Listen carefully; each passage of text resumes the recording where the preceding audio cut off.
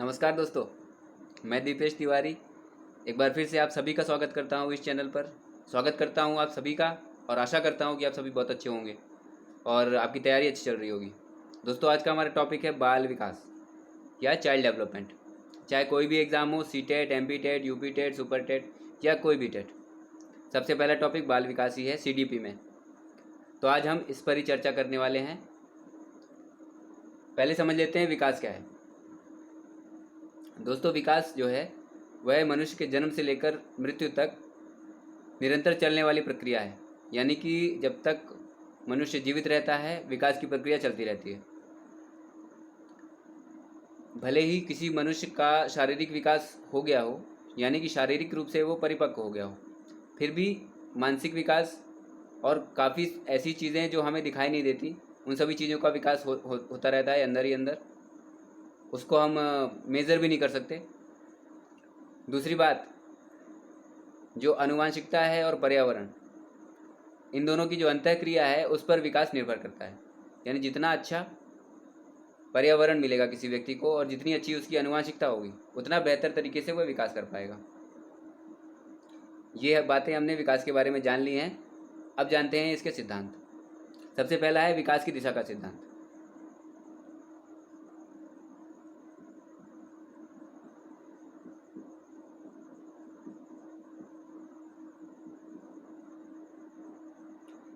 पहला है मस्तकाधोमुखी।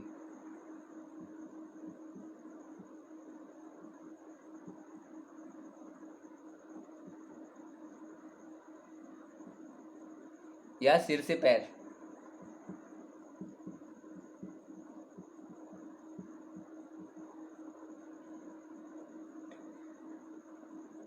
मस्तकाधोमुखी या सिर से पैर, ये जो इस दिशा का जो सिद्धांत है पहला वाला, इसमें जो बालक का विकास है पहले सिर की तरफ होता है। पहले उसका मस्तिष्क डेवलप होता है, उसका ब्रेन डेवलप होता है, मस्तिष्क की कोशिकाएं जो हैं वो सब डेवलप होती हैं। उसके बाद बाकी अंग डेवलप होते हैं। पहले मस्तिष्क, उसके बाद नीचे के अंग बाद में डेवलप होते हैं, सबसे लास्ट में पैर। इसको कहते हैं मस्तकाधोमुखी। और दूसरा है निकट दूर।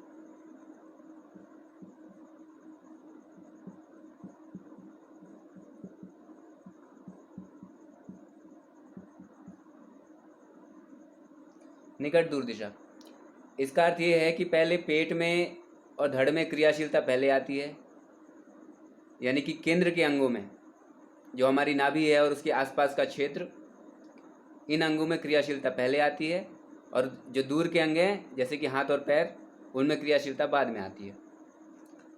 इस सिद्धांत को कहते हैं विकास की दिशा का सिद्धांत। अब दूसरा सिद्धांत जो है उसके बारे में जान लेते हैं।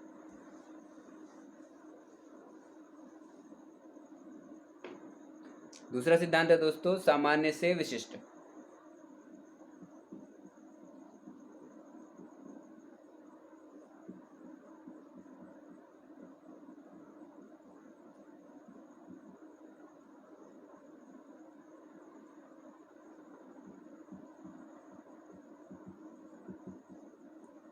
या जनरल टू स्पेसिफिक। सामान्य से विशिष्ट का मतलब ये है दोस्तों कि पहले जो बच्चा है वह सामान्य क्रियाएं करता है, फिर विशिष्ट क्रियाओं की ओर बाद में अग्रसर होता है। जैसे सामान्य क्रियाओं का मतलब है कि पहले बच्चा जब छोटा होगा तो हाथ पैर पटकेगा वो, और छोटे छोटे खिलौनों को पकड़ने का प्रयास करता है। ये सामान्य क्रियाएं हो गई। जब वो चलना सीखता है तो पहले एकदम से चलने नहीं लगता, पहले वो लुढ़कता है, घुटनों के बल चलता है। तो ये सामान्य क्रियाएं हो गई। फिर वो धीरे धीरे खड़ा होना सीखता है, किसी दीवार के सहारे या किसी अन्य चीज़ को पकड़ करके वो खड़ा होता है। फिर धीरे धीरे चलना और दौड़ना सीखता है जी। तो ये जो सिद्धांत है इसको सामान्य से विशिष्ट या जनरल टू स्पेसिफिक कहते हैं।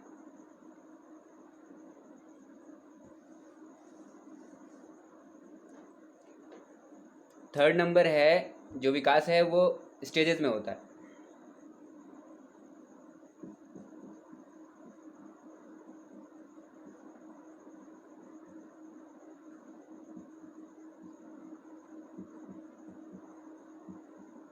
स्टेजेस मतलब स्तर होते हैं, विकास के बहुत सारे स्तर होते हैं।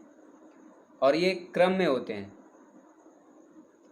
यानी कि अगर कोई बालक है वह पहली स्टेज में है, स्टेज 1 में है, तो उसके बाद वो स्टेज 2 में जाएगा। डायरेक्ट स्टेज 3 में नहीं जा सकता है कोई भी बालक हो, चाहे दुनिया में कहीं पे भी पैदा हुआ कोई भी बालक हो। स्टेज 1 के बाद स्टेज 2 से गुजरेगा, फिर स्टेज 3 में जाएगा। इसका मतलब विकास स्टेजेस में होता है। जैसा कि स्टेजेस में आपको मैंने पियाजे जी के बारे में भी बताया था। अगर आपने वो पियाजे वाला वीडियो नहीं देखा था तो मैं उसका जो आई बटन पे है वो लिंक डाल दूंगा, आप आई बटन पे क्लिक करके उसको देख सकते हैं।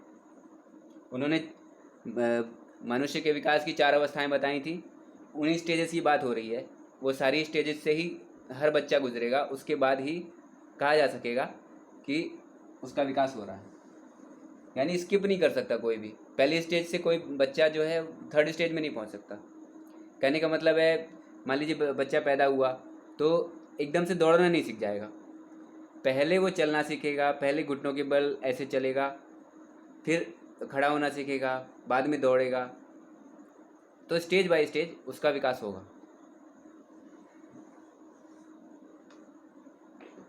चौथा जो सिद्धांत है वो है व्यक्तिगत विभिन्नता, ये इंडिविजुअल डिफरेंसेस।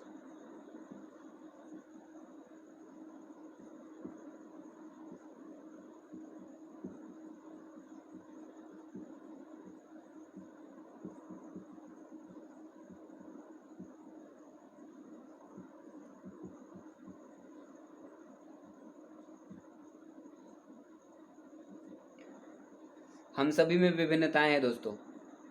कोई भी 2 मनुष्य दुनिया में एक जैसे नहीं है। सबकी शारीरिक शक्ति और मानसिक शक्ति दूसरे से अलग है। इसी को व्यक्तिगत विभिन्नता कहते हैं।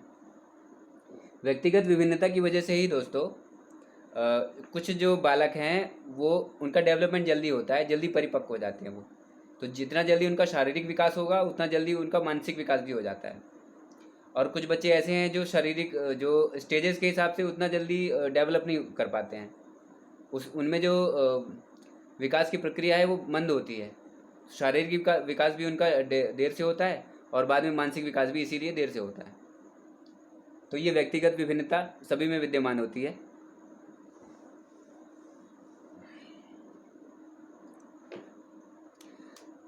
अगला है विकास की क्रिया में मंदता पाई जाती है। तीव्रता एवं मंदता दोनों पाई जाती है।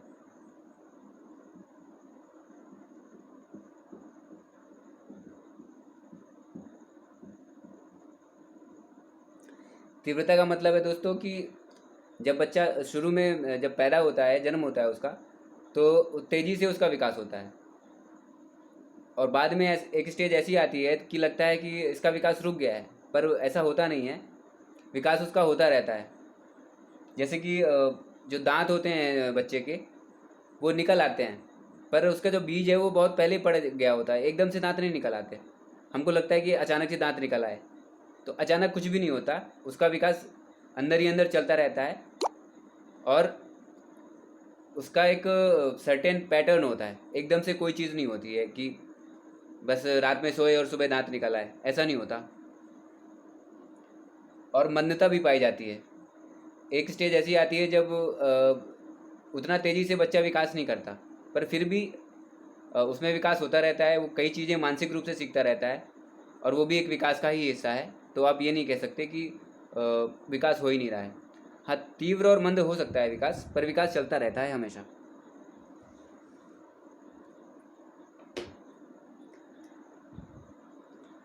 लास्ट जो है आज के लिए वो ये है कि विकास एक अविराम प्रक्रिया है, जो मैंने आपको पहले ही बताया हुआ है विकास के सिद्धांतों में।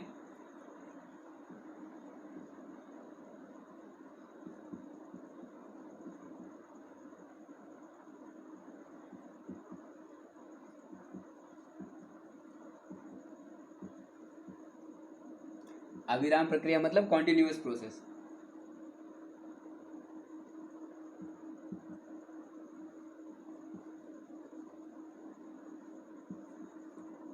जैसा कि मैं आपको बता चुका हूँ, मनुष्य के जन्म से लेकर जब तक वह जीवित रहता है तब तक विकास निरंतर चलता रहता है उसका। भले ही किसी व्यक्ति को देखने पर हमें ये लगे कि ये परिपक्व हो चुका है, मतलब ऐसा लगता है कि अब इसका विकास नहीं होगा, पर फिर भी शारीरिक विकास तो वृद्धि में आ गया, मतलब है विकास का ही हिस्सा वो जो वृद्धि होती है। तो ऐसा लगता है कि शारीरिक रूप से तो ये पूरा बढ़ चुका है, इसका विकास हो चुका है, पर ऐसा नहीं है कि उसमें विकास नहीं होता। वो आगे बहुत सारी स्किल्स उसमें डेवलप होती हैं, जैसे जैसे आदमी की उम्र बढ़ती है उसमें तजुर्बा होता है, एक्सपीरियंसेस होते हैं उसके, और बहुत सारी मानसिक क्रियाएं होती हैं जो अंदर ही अंदर उसके चलती रहती हैं। तो ये जीवन पर्यंत और कभी ना समाप्त होने वाली प्रक्रिया है, एक अविराम प्रक्रिया है। तो ये थे विकास के सिद्धांत। आशा करता हूँ आज का वीडियो आपको बहुत पसंद आया होगा। अगर पसंद आया है तो प्लीज़ लाइक करें और दोस्तों के साथ शेयर करें, और अगर आप पहली बार इस चैनल को देख रहे हैं तो सब्सक्राइब ज़रूर करें। मिलते हैं अगले वीडियो में, तब तक के लिए धन्यवाद।